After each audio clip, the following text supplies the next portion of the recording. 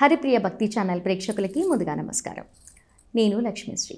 మన నిత్య జీవితంలో ధర్మాచరణలో భాగంగా ఎన్నో ధర్మ సందేహాలు ఎదురవుతూ ఉంటాయి. మరి మనకున్నటువంటి సందేహాలన్నింటినీ కూడా నివృత్తి చేయటం కోసం ప్రస్తుతం మనతో పాటు ఉన్నారు ప్రముఖ ఆధ్యాత్మికవేత్త బ్రహ్మశ్రీ డాక్టర్ వై రాజా నంబూద్రి గారు. మరి వారితో మాట్లాడి మనకున్నటువంటి సందేహాలన్నింటినీ కూడా నివృత్తి చేసుకుందాం. నమస్కారం గురుగారు. గురుగారు, దేవుడి మందిరంలో చాలామంది చిత్రపటాలు పెట్టుకుంటూ ఉంటారు. కొందరు ఉగ్ర రూపంలో కనిపించేవి పెడుతూ ఉంటారు, కొందరు శాంతంగా కనిపించే చిత్రపటాలు కూడా పెట్టుకుంటూ ఉంటారు. అంటే ఇష్టదైవం అయితే ఖచ్చితంగా పెట్టుకొని పూజిస్తూ ఉంటారు. అలా ఉగ్ర రూపంలో ఉండే చిత్రపటాలు పెట్టుకోవచ్చు అంటారా, లేదా పెట్టకూడదు అంటారా? చక్కని ప్రశ్న. ముందుగా సింహాగడపి దేవతోపేను చూసే వీక్షణులకు నమస్కారం. చిత్రపటము అంటే దైవపటం అనడము చాలా విశేషమైనటువంటిది. దైవ పటాల్లో చాలా అరుదైన వంటివి ఎక్కువ శాతము లక్ష్మీ, గణపతి, సరస్వతి పెట్టడం వల్ల ఇంట్లో ప్రశాంతమైనటువంటి వాతావరణం రావటం అనేది మనకు కనపడుతుంటుంది. ముగ్గురు కలిసి ఉన్నవి పెట్టుకుంటే మంచిది అంటారా? చాలా మంచిది.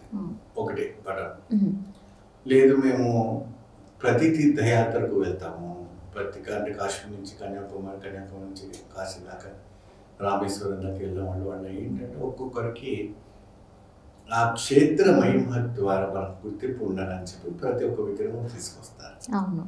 తీసుకొచ్చి మనకు అది ఉన్నది ఇరుకైన అంటే ఒక సన్నిధానంలో, అంటే ఒక పూజ గదిలో అన్నీ కూడా విగ్రహాలు అందులో పెడుతుంటారు తృప్తికి. ఎప్పుడైతే కూడా ఒక వారానికి విడిచి ఒక వారం కడిగేటప్పుడు వాళ్ళకు తెలుస్తుంది, అంటే అప్పుడు స్ట్రెయిన్ అవుతారు. సో అక్కడ ఆఫీస్ టైం అవుతుంది, ఇక్కడ పిల్లలకు వంట చేయాలి, మీ వారిని పంపించాలి, ఇక్కడ పూజలు రెడీ చేయాలి, మరి శ్రావణ మాసం, ఆషాఢ మాసం వచ్చిందని దానికి ఒక వ్రత నియమాలు అన్నీ ఉంటాయి, రకరకాలుగా ఉంటాయి. సో ఇటువంటి దానికి ఏం చేయాలంటే కొంతమంది ఉగ్ర రూపం, అంటే వారాయణి రూపం కానీ, తర్వాత ప్రతింగిర దేవి కానీ, తర్వాత ఇంకేదైనా దేవిని పెట్టడం, కాళికామాత అని పెట్టడం జరుగుతుంది. అలాంటి ఉగ్రదేవతలు ఇంట్లో ఉండకూడదు. ఉగ్రదేవతలని ఆరాధించడం అనేది కేవలం ఆలయం వరకు పెట్టుకోండి. మీరు ఆరాధించేది కేవలం శాంతి స్వరూపంగా ఉండాలి. ఇంట్లో ఏంటంటే అది నడవడిలో ఉండాలి, ప్రతిష్ట కాదు కదమ్మా. అవును, ప్రతిష్ట అంటే ఆలయాల్లో ప్రతిష్ట ఉంటుంది కాబట్టి దానికంటే నియమాలు నిబంధనలు ఉంటాయి, యంత్రాలు ఉంటాయి, దానికి ఒక ఉపాసన ఉంటూ ఉంటుంది. ఇంట్లో వచ్చేసి మనము తోచినట్టుగా మనం పూజ చేసుకుంటాం, అంటే మీ ఓపిక ప్రకారం. సో మిగిలిన వంటి విగ్రహాలని ఏం చేయాలండి, అవన్నీ కూడా మేము మరి అంత ఊరి నుంచి తెచ్చాం చేసామంటే ఏమీ చేసే అవసరం లేదు. మీకు ఏదైనా మంచి షోకేస్ ఇంట్లో ఉంటే శుభ్రంగా భగవంతుని అందరినీ కూడా మంచిగా కడిగి ఒక షోకేస్ గ్లాస్ బోస్ ఉంటాయి కదమ్మా, అలమారాలు ఉంటాయి కదా, దాంట్లో ఓపెన్గా పెట్టండి, క్లోజ్ కాకుండా ఓపెన్గా పెట్టండి. మీకు శక్తికి తగినట్టుగా ఏ దేవుడు కూడా మనం శాపించారు, శపించారు, దోషించారు, వాళ్ళ సాడిస్టులు కారు, వాళ్ళని అట్లా మనం చేయకూడదు. భగవంతుని మనం సేవించినా సేవించకపోయినా, వాళ్ళని పూజించినా పూజించకపోయినా, వాళ్ళ అనుగ్రహం అనేది ప్రతి భక్తుల పైన వాళ్ళ కంపల్సరీగా ఉంటుంది. ఎప్పుడైతే కూడా నవగ్రహాలది ఎఫెక్ట్ పడుతుంది ప్రతి మానవుని కూడా, అప్పుడు వాళ్ళకి ఆ ఎఫెక్ట్ పడినప్పుడే దేవుడు గుర్తుకొస్తారు. అవును, ఆపద వచ్చినప్పుడే దేవుడిని పూజించాలి అనుకుంటారు. కానీ నిరంతరంగా స్వామివారు అంటే నాకు ఇది చెయ్యి అని ఏ భగవంతుడికి చెప్పరు. నాకు ఈ నైవేద్యం కావాలి, ఇది కావాలి, ఇది కావాలని ఏ దేవి దేవత కూడా చెప్పరు. మన ఇష్ట ప్రకారంగా మనం చేస్తుంటాం. కొబ్బరికాయ కొడతాము, పండ్లు పెడతాము, పంచామృతం పెడతాము, పాలు పాయసం పెడతాము, ఇంకేదైనా కూడా స్వామికి నివేదన అనేది మనం పెడుతూ ఉంటాం. ఆ పెట్టే సమయంలో కూడా చూడండి, చక్కగా ఆ స్వామికి పెట్టి మనం చేస్తాం.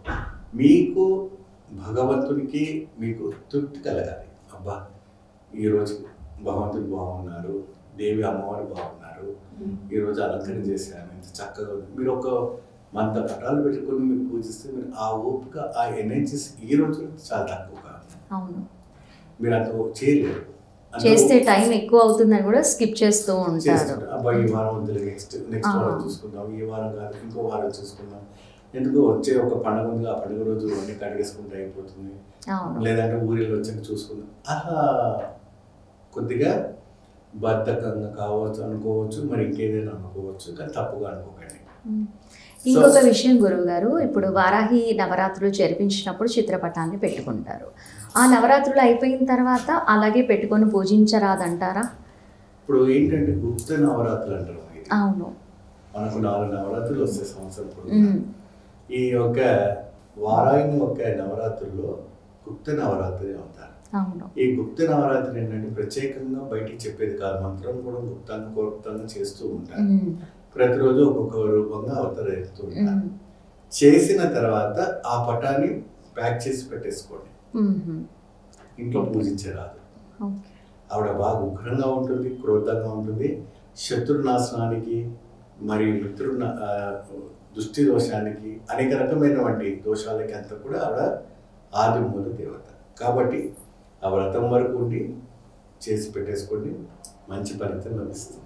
చాలా చక్కగా వివరించారు గురువు గారు. చూశారు కదా, మన దేవతా మందిరంలో ఖచ్చితంగా ఉగ్రరూపం ఉన్నటువంటి చిత్రపటాలు పెట్టుకుంటే అంత మంచిది కాదు అని చెప్పారు. కాబట్టి సాధారణంగా ఎవరైనా సరే శాంతిగా కనిపించే దేవతామూర్తులను పెట్టుకుంటే అంతా మంచి జరుగుతుంది. మరో వీడియోలో మళ్ళీ కలుద్దాము. నమస్కారం.